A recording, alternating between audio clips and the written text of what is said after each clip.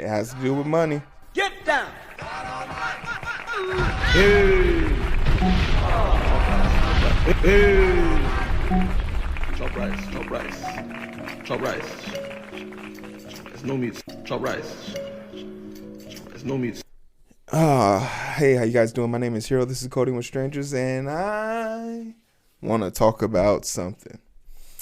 It brings me joy, like few things in life does, when I can see an accident coming a mile away, because it gives me the ability to do two things: one, avoid it, and two, maybe point and laugh at it, depending on the severity of the collision. But considering how devastating this collision might be, there might not be much to laugh at, and I don't think I'm going to be able to avoid it. Let's talk rice. Make sure you like, share, and subscribe. All that cool stuff. The internet has probably would be defined as one of the most consequential and beneficial things to ever happen. In the earlier parts, it definitely had its value, but now it's definitely become a cesspool of unmitigated disasters. And while you can pick and choose your side of the internet and choose how you want to use it and dictate how, therefore, it is perceived to you, the internet for me has become mainly a source of revenue, information, and power. I've learned how to program because of the internet. I've learned how to follow the pathway of a blood cell through the body circulatory system. I've learned a bunch of things. I've made great connections and been able to stay in contact with people and friends. But also we know that the internet is used to do horrific things, like let Dr. Kid Inspect stream on Rumble. World travesties, right? And misinformation spreads like wildfire. So what if a company one day came and said, hey, you know what? We're going to make the internet better. And by making the internet better, they meant taking it away from you. What would happen to the world if the source of truth became ambiguous? Some people might see the benefit of it, as they think this singular hold that 7 companies have over this thing called the internet might be too restrictive, while some might see the balance in just having the simplistic answer given to them by way of least probable conception. Either way it goes, the internet's going to start costing us money, and it's not because it's the internet anymore. It's going to be because it's AI. So let's read a few articles talking about how we are unknowingly giving up the internet in exchange for a paid subscription called ChatGPT. Here's what OpenAI's $200 a month ChatGPT Pro subscription includes. That's a hell of a price point. And if that doesn't scream, we need a return on this investment, because Microsoft is looking at our kneecaps oh so tenderly. I don't know what is. Earlier today, OpenAI launched ChatGPT Pro for $200 monthly subscription for its flagship chatbot. The release is the first of many expected during the next 12 days, as the San Francisco startup has scheduled a slew of announcements to roll out starting today.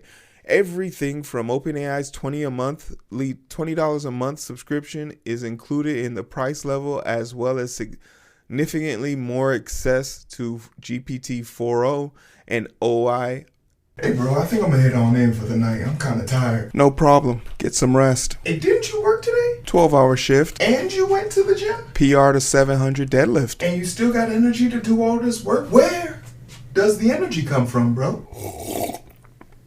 I'm at my best when I have my zest, baby. Get zest? The Zest Super Berry Samba Green Tea comes packed with 135 milligrams of caffeine and L-theanine. That's how I stay focused for longer and stronger throughout the day with no crash. It's way better than coffee or any of those sugar-filled energy drinks out there. No GMO, gluten-free, and it won't stain your teeth.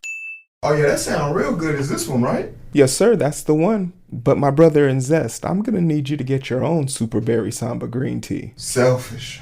You mad, bro? Don't worry, I got you. Use my promotional code down below to get 20% off selected items and the subscriptions. That's Coding with Strangers, all one word. Put that in the checkout box and you'll be good to go. Thank you so much to Zest for the sponsorship. OI artificial intelligence models with ChatGPT Pro subscription, which will cost $2,400. Wait, did I read that right? Oh, $2,400 annually. $2,400 annually. Users can also use exclusive models from OpenAI called O1 Pro mode that wields more computing power to process answers. It seems kind of strange that they're talking about it has more power. What are we talking? Define more power, because you said GPT-4 had more power, and I could trick that thing into believing strawberries is spelt with 3 T's instead of R's. Power uses GPT at this point. They really use it a lot, and they want more computing power to compute with. They can buy $20, said the CEO, Sam Altman, during the video broadcast announcing the new premium tier. With the hefty price tag, may be a shock to many consumers. This subscription is targeted at a hyper-engaged user who desires almost unlimited access and researchers who potentially want to experiment with using ChatGPT for more complex, intense tasks. No change to the prices of OpenAI. Other subscription plans were announced, and the free option remains available. The startup first subscription option for the consumer chatbot called ChatGPT Plus originally launched in February last year for $20 a month and remains the price for now. At the Plus level, users unlock most of the GPT new features and generative AI models. The subscribers are also not rate limited as much by the OpenAI as the free user. How many GPT requests users can make a day, or the amount of time they can spend gabbing with ChatGPT best voice interface, is determined by their paired subscription. The company is targeting its new $200 model subscription at those who are use OpenAI generative AI model for more model technical work. People will find OI Pro mode the most useful for hard math science programming problems, said Jason Wee, an OpenAI research scientist. During the video stream, Wired has yet tried the GPT Pro subscription out firsthand to see how it handles these types of requests, though I look forward to testing out the tool as part of our helping readers better understand the strength and limitations, and similar to our past work in GPT Plus, as well as the specific features like advanced voice mode and AI web browsing. Yeah, another thing that's really smells of like this shit ain't what they say it is they're using the gaming model, right? This is the equivalent of us getting cinematic trailers for video games with no gameplay, and they put out the Game Pass. It's kind of ironic because Assassin's Creed Shadow did the same thing.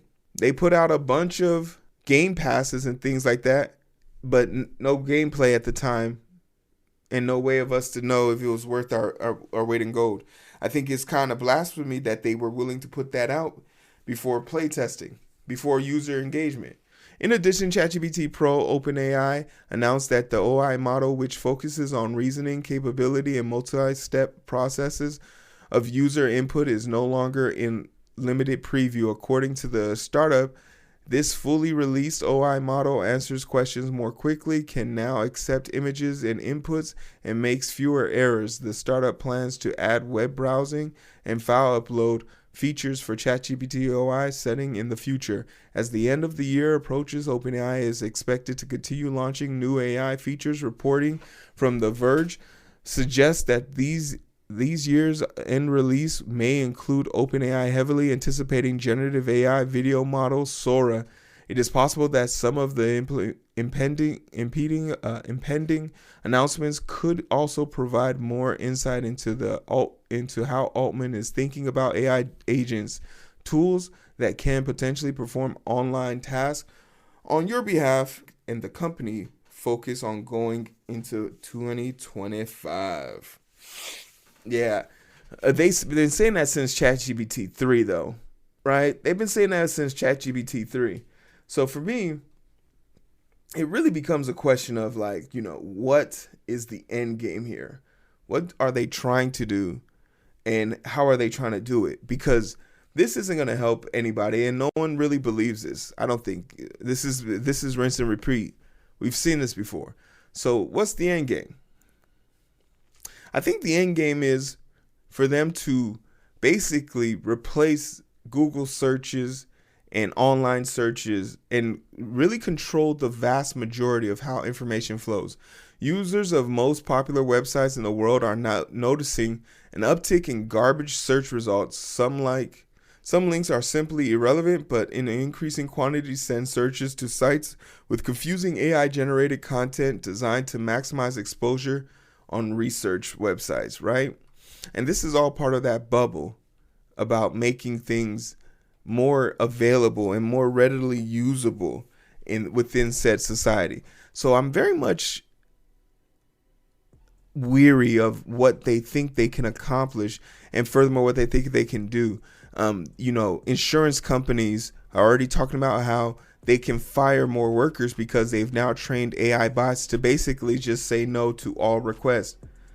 And the thing that's really diabolical about that is when you remove the human element from a very callous process, you leave yourself open for subjugation and a sort of repent. Like, what is it going to take for a human to look at your case and then have that case be moved into a category where you can be actually assessed about what you concern? Can you opt out of that?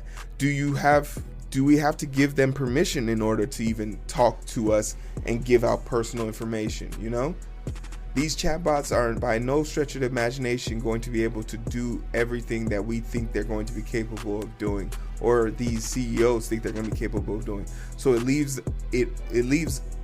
vulnerabilities for people who are not as nuanced, for people who are vulnerable in our society to become victims and lay as test dummies for these machines to crash out on. So we're already slipping down that slope, right? Because they already started getting people paying for this. And then one day even the people who are free are going to be so hooked on it, and they're going to take it away from them. And then what do, right? So that's just my opinion on it. Let me know what you think. Like, share, subscribe. I need $20 to pay for ChatGPT so I have access to the internet. Help a brother out.